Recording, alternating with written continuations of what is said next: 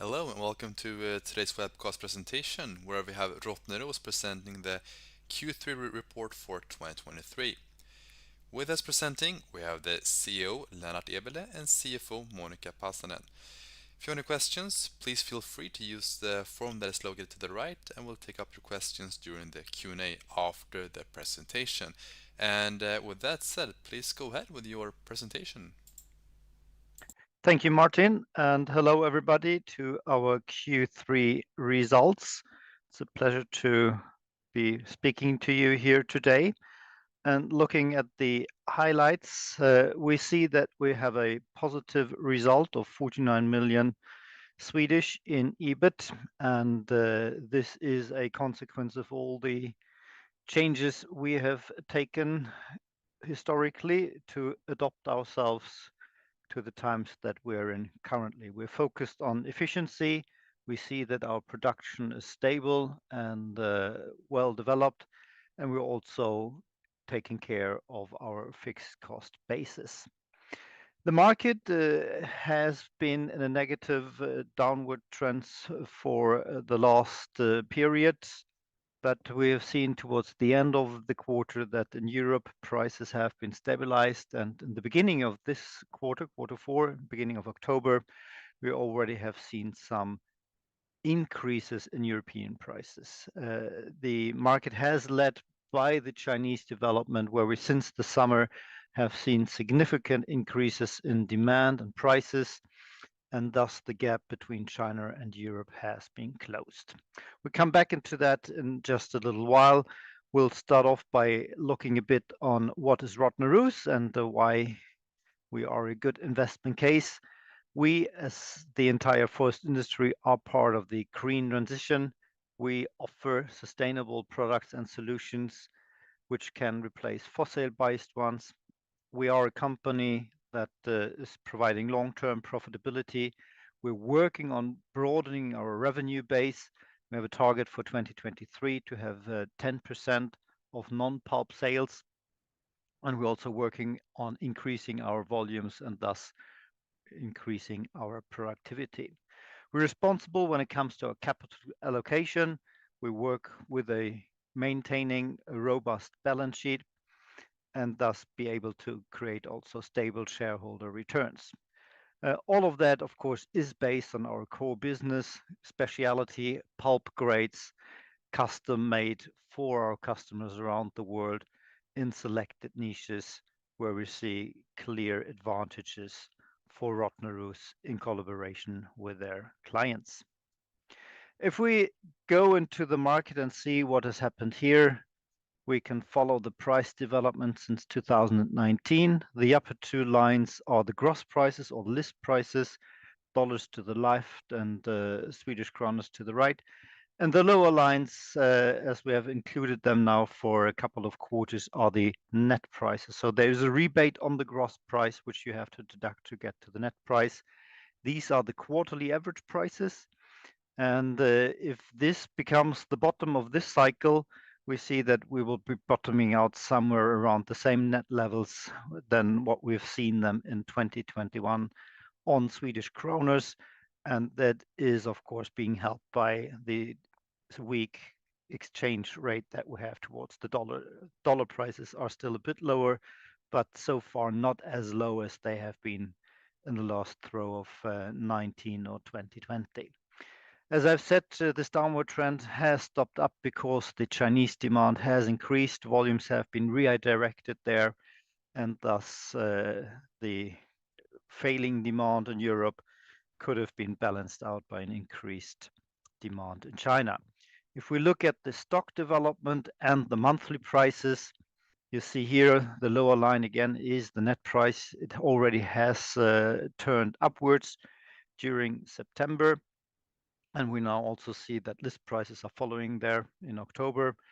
And that is on the basis of strongly declining stocks. Those are the lighter bars in the background. We peaked at some 53 days of consumption in stock at the beginning of this year.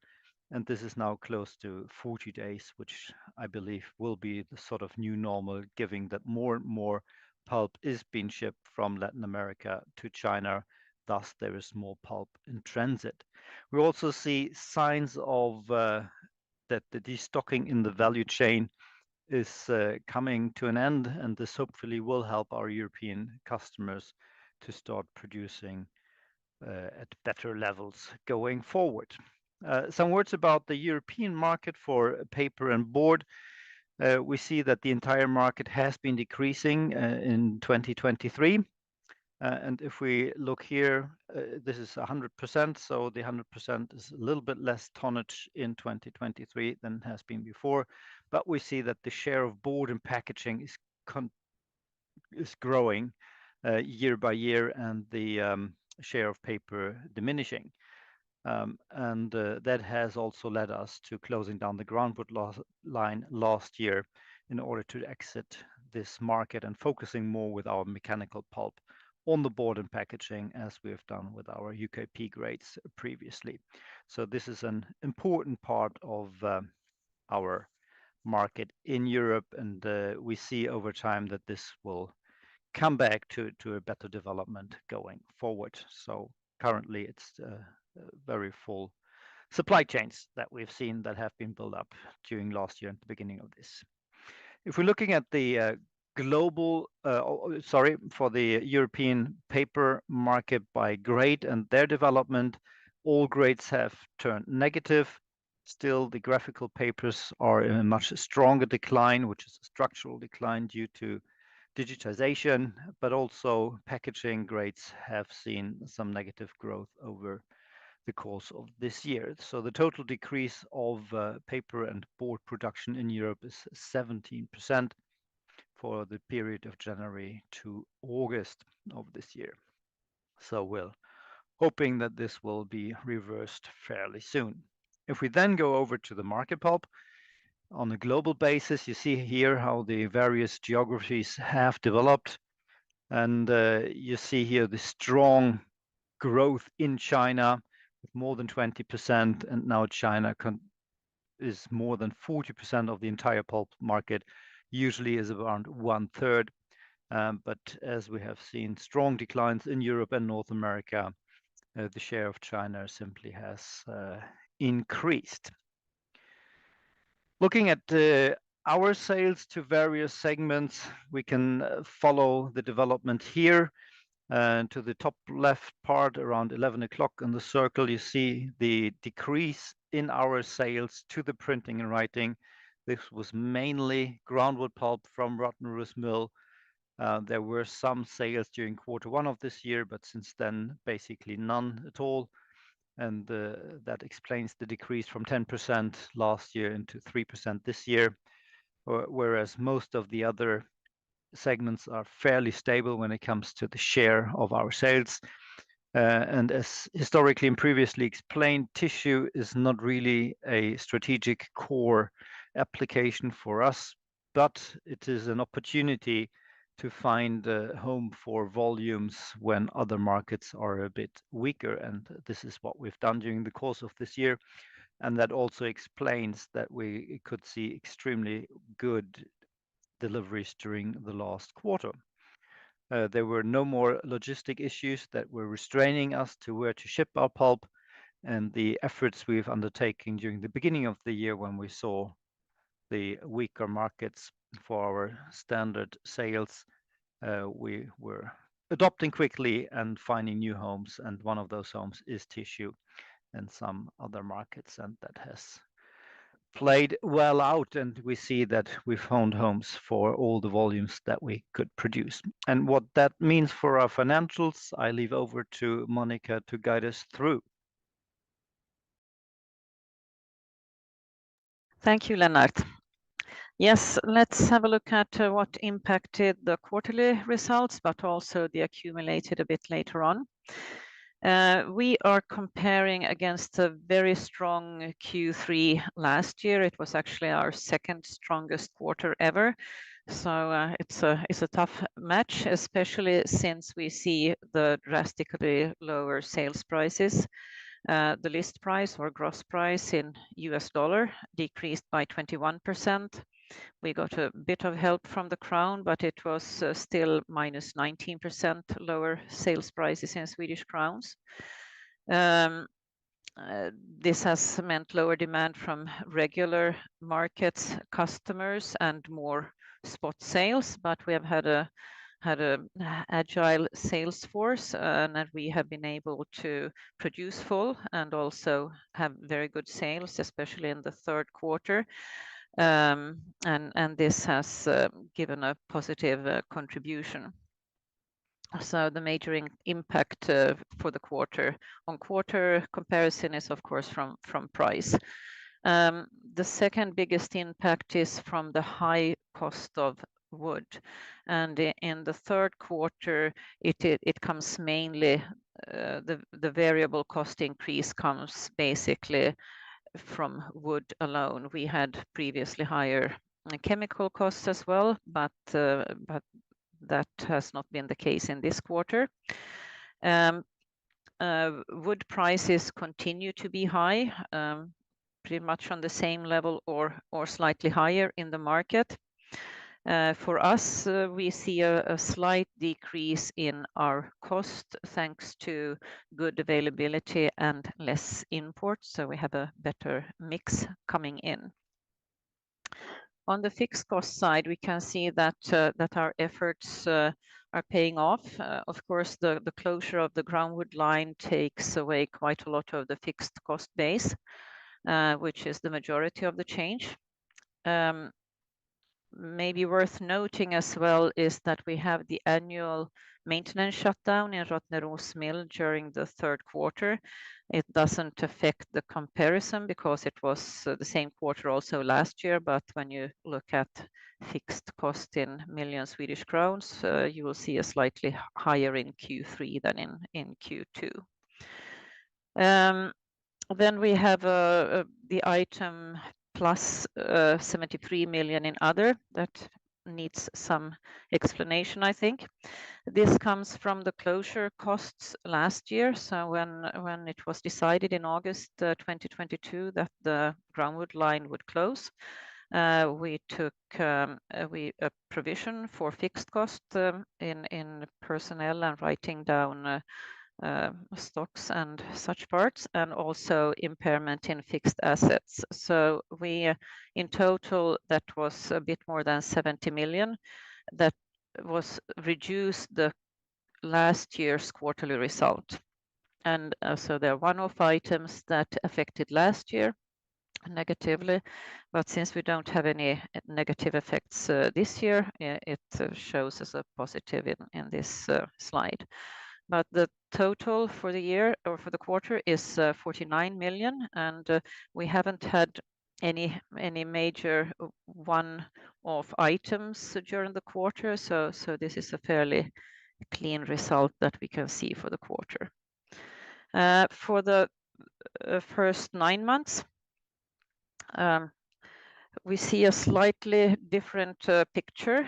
We see that the price and currency is not affecting results as much, and that is prices were going up last year and now coming down. So on a longer period, it doesn't have the same impact. Plus, we have a weaker Swedish crown during the period. On the variable cost side, we see that is the major impact, and it's really wood, but also quite high chemical costs at the beginning of the year. For fixed cost and also the other items, it is a similar explanation as for the quarter. There is one-off item affecting this year, and that is a provision of 16 million that we took in the second quarter for the reorganization in Vallvik mill. But so far this year, we have accumulated 239 million Swedish crowns. If we look at the following slide, we have EBIT and EBITDA per quarter. This is to show that even in the very tough times that we have had in Q2 and Q3, we can see that our efforts are paying off. We have been able to affect the items that we can affect with lower fixed cost, with looking at sales outlets so we can complement our regular business with new business. This means that we have a EBIT margin of 8% on rolling 12 months. If we only look at the 9 months, it's higher, it's at 11%, but we know that we have the maintenance shutdown in Vallvik mill in the fourth quarter, which is always impacting with higher costs. Then looking at the balance sheet, we continue having a very strong balance sheet. We have almost 700 million in available liquidity. Throughout the year, we will have a positive cash flow from the financial derivatives that these are the electricity price hedges that were in excess for 2023 after closing the groundwood line. But we have spent some money during the year as well. Some highlight, since we had a very good result last year, we are also paying income tax. So we have approximately 100 million paid in taxes during the first 9 months. We have invested so far totally 177 million in our factories, but also as equity and capital contribution to the joint venture in Poland. And we have also paid a dividend to our shareholders of 213 million. So almost 500 were in these 3 items that have been outflows during the year. With that, I give the word back to Lennart. Thank you, Monica. And let's look ahead of what we see is coming and how we will be acting in order to capture opportunities. We have some general macro trends which are favoring the usage of cellulose-based pulp from renewable sources such as forest. We have a growing middle class which has a higher disposable income at hand, and thus the demand for tissue will continue to increase. It's a general demand for pulp, not specifically for our specialty grades, but the more pulp that goes into tissue, the lesser the competition will be in other fields where we have our unique selling points. E-commerce, I think we all agree, is here to stay, and that will continue favoring fiber-based packaging solutions in the future as well. And as we've seen earlier, board and packaging is a growing part, especially in Europe, but also around the world. And here we really do have some very strong points with both our mechanical and chemical pulp. There's more and more renewable energy being installed. This means more transformators, but also more cables to transport the electricity. Our UKP is a very pure pulp with very low conductivity, and here customers within the electrotechnical field are using more and more of our pulp to meet that demand when the networks around the world are being built out and adopted for renewable energy, such as wind power or solar power. But we also have a general trend towards more sustainability. There's more and more legislation around the world being put into place to ban single-use plastic packaging. And this, of course, plays well in hand with our efforts in the molded fiber or fiber-based packaging area. So some words about Rottneros Packaging that we have had since 2006.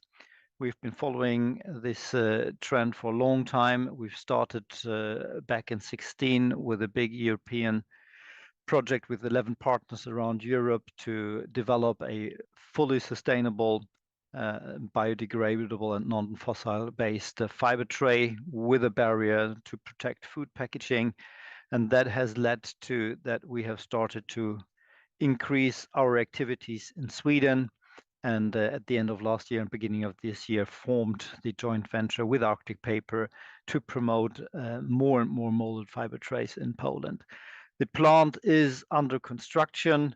Major equipment has been bought, and we are now eagerly waiting for it to be built and shipped to be installed in Poland. We see some problems, of course, on lead times, the semiconductor problems that we've seen at the end of last year and the beginning of this year, raw material shortage and other problems in pipelines have affected the lead times. So we have to come back here with an updated plan on when we believe the plant will be starting up. But we have seen a lot of customer interest, and we're here still in the lead when it comes to wet molded packaging, and more manufacturers are entering this area. So if we sum it up, quarter three has created a positive result of 49 million. We have a very positive result for the first 9 months. We continue to have a strong balance sheet despite the fact that we're paying a record high dividend as much as taxes and investments. We have had a stop in quarter three in Rottneros Mill, and I just want to point out that we will have the bigger stop in Vallvik with an estimated cost of 60 to 70 million at the beginning of quarter four. We have come through the stop. The mill has started up successfully after the stop, and now we are well equipped to run through the end of this year and into the next year to capture the opportunities that the pulp market and the packaging market are holding for us. And with that, I leave the word back to Martin to take some questions and answers. Thank you very much for that presentation. And like you said, now I'll start the Q&A section here. And we'll take the first question. Given that the economic climate remains the same in 2024, would you say that Rottneros is well positioned to perform next year? Absolutely. I think we've demonstrated that already during this year. We have taken necessary precautions and taking tough decisions in order to be right for the circumstances that we are in at the time. We have demonstrated that we have a very agile and flexible sales organization. We have a great network of partners and agents that we work with, and of course, customers that are appreciating our qualities.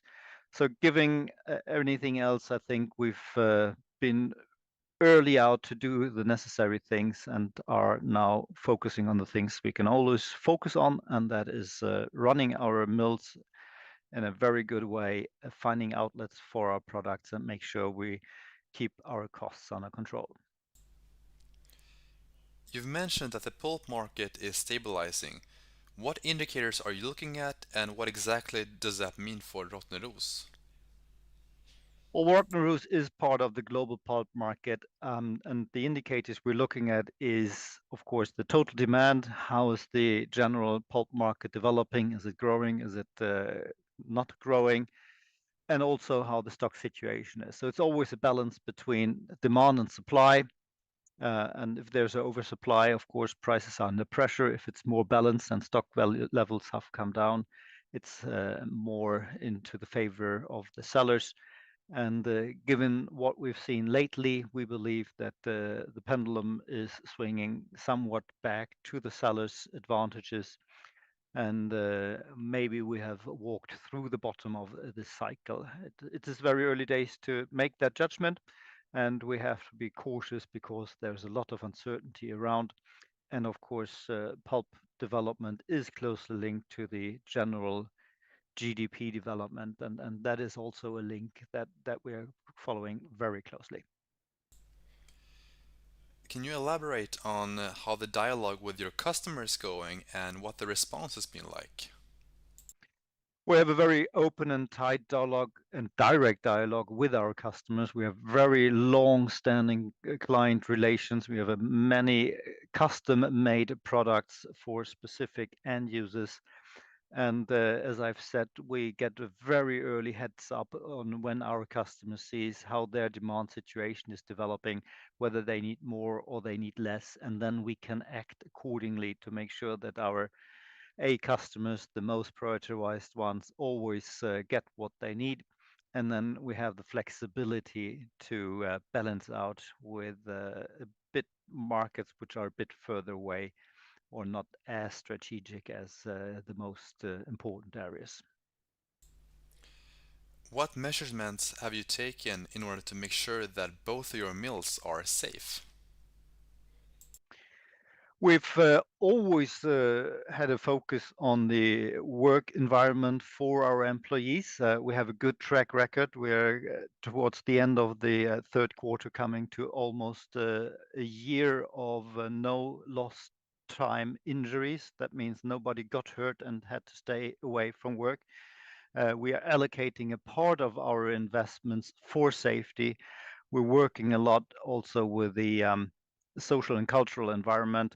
There we have a little bit more to do currently, as we have undergone a strong reorganization, and that always leads to many more dialogues that needs to be taken to make sure that everybody is on board and we know all in which direction to march.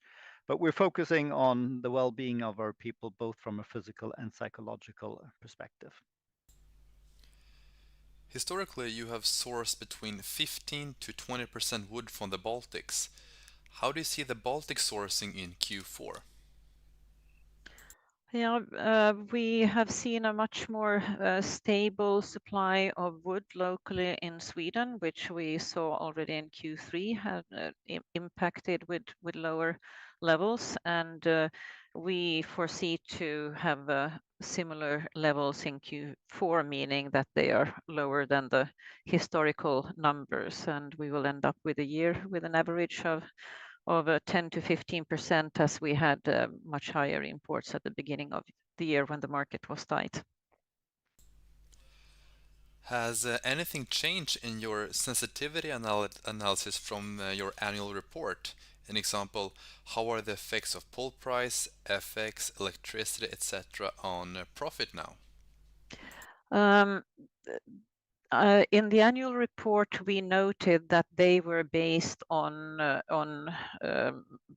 running business in 2022, which means that they were including the groundwood pulp line. So of course the sensitivities will change somewhat. Electricity price is one example. A big part of the groundwood line consumed much electricity, and of course when that is not running anymore, we consume less, but at the same time we are hedging such a big part of our electricity prices, so that makes a smaller difference. But we will update the sensitivity analysis going forward when we publish the annual report for this year. You have 3 big investment projects now. What have started and are the procurements done? Yeah, none of them have started as such. The 3 big investment projects, the first one is in Vallvik mill, the tall oil plant. Of course, a lot of preparations are ongoing, and the timetable is that it will be taken into operation at the annual maintenance shutdown next year. And in Rottneros mill, we have the CTMP production, the increase in capacity. We have this very similar time plan. It will be taken into use during autumn next year. So for these 2 projects, quite a lot has been procured. The major parts, not 100%, and we see also in the investments done so far this year that we have had some that we are on a higher level than other years at this time. Then we have the third project is the solar panels and batteries. That is not connected to the maintenance shutdown and having to be commissioned at the same time. Their procurement is ongoing, and hopefully we will be online during summer next year. Is the equity investment done now for Packaging Poland?